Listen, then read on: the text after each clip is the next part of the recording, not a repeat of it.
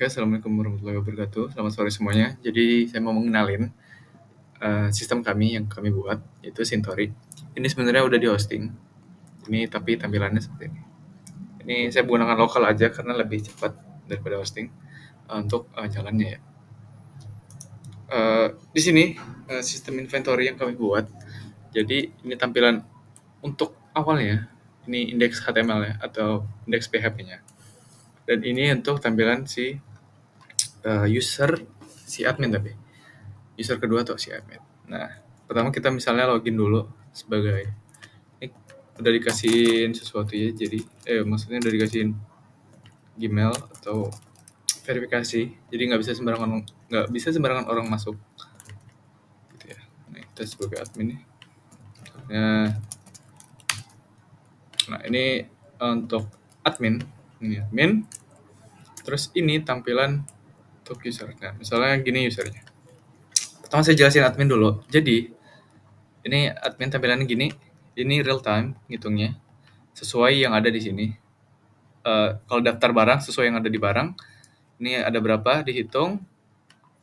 Terus di return di sini. Kalau total transaksi yang ada di transaksi, pemasok itu berarti ada di pemasok ini. Jadi ada 5, di beranda juga ada 5. Nah, terus ini kategori, misalnya kita punya kategori baru, kita tambahin. Ini misalnya kategorinya apa, deskripsinya apa. Ditambah baru, terus di sini ada pemasok barang. Ini barang. Ini misalnya ada barang baru, misalnya elektronik, terus kasih nama barangnya.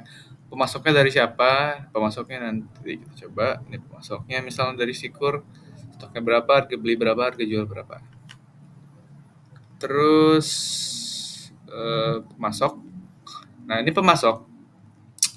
Oh ya, kan ada tabel pengguna dan pemasok ya. Dan ada transaksi nih. Nih, misalnya pengguna ini kan yang terakhir nih ya. Saya mau coba untuk daftarin akun baru. Daftar misalnya namanya Kurnia, email kurnia@gmail.com. Terus passwordnya 1234556 deh.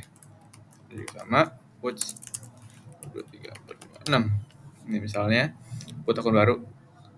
Nah, masukin akun yang tadi, Kurnia kan. Kurnia@gmail.com 1234556. Login. Nah, ini nanti ada pernyataan Anda belum terdaftar sebagai pemasok. Oke. Itu maksudnya apa nanti kita lihat. Ini kan tampilan untuk pemasok dashboard. Ini cuma tampilan. Fungsi utamanya ada di dua ini. Ini kalau kita klik nggak bakal bisa. Kenapa? Karena dia belum terdaftar sebagai pemasok.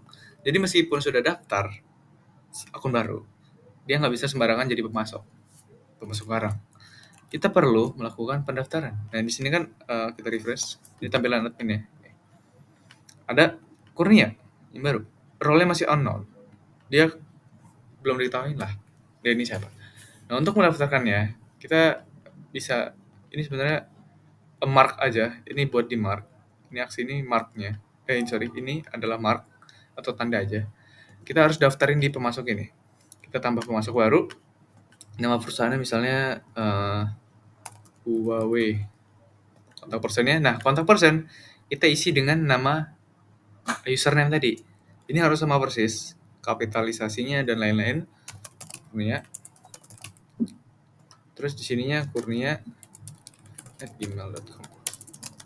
Ini kalau nggak sama persis satu pun dia nggak bakal bisa. Nomor teleponnya ini bebas sih, 12345 misalnya. Alamatnya di Unila misalnya. Kita simpan. Misalnya ini kan si admin. Udah ya. Pemasok, kita refresh. Oke. Kita bisa sekarang mengakses ke ini masih error. Oh, ini nanti saya perbaiki. Nah, kita sekarang bisa mengakses ini dan ini. Sekarang udah bisa nih. Karena udah terdaftar sebagai pemasok. Misalnya saya mau nambah produk baru namanya laptop gaming Victus. Kategorinya elektronik. Stok tersedia misalnya ada 1000. Satuannya misalnya unit, harga belinya saya beli 10.000 10.000, harga jualnya saya jual 12.000. Diskriminasi laptop. Terus saya mau simpan. Karena ada stok tersedia nih, 1.000 ya.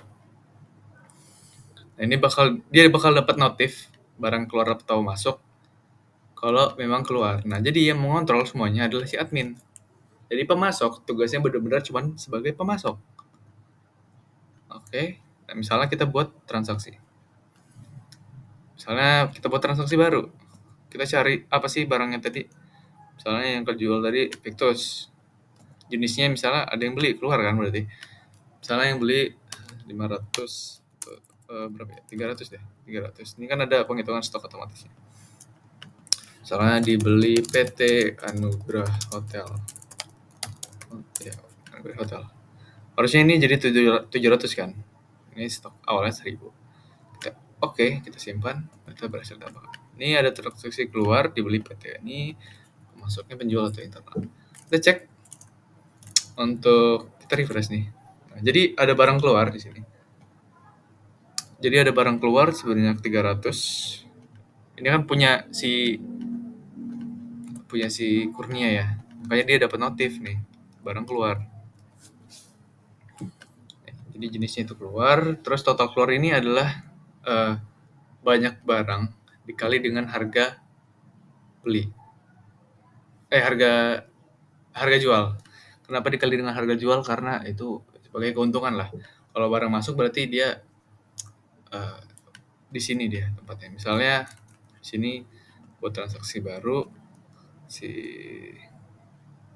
Victus. 300 ini sih masuk. Pemasoknya sama misalnya Kurnia, nambah stok. Simpan. Oke.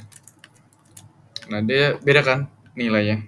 Karena ini kuantitas dikali dengan harga beli. Harga belinya kan kita masukin di sini tadi. Ini harga belinya. Ini kalau kita edit kita bisa ngeliat nih. Ini harga belinya berarti dikali 10.000, harga jual dikali 20.000. Makanya ini bisa berbeda nilainya. Dia beli barang baru. Terus kan penjual itu pasti pengen profit kan. Makanya ini berbeda. Ini dia belinya segini, dia jualnya segini. Seperti gitu. Ini nggak bisa dipakai. Itu untuk pemasok doang. Nah, terus admin bisa ngapain transaksi, bisa daftarin, ini buat daftarin, ini buat nambah kategori, ini bisa semua kok. Kategorinya misalnya apa ya? Elektronik. Perkakas deh. Perkakas. Barang untuk keperluan bengkel. Misal. Oke, nah misalnya kita punya produk baru, kita udah perkakas deh.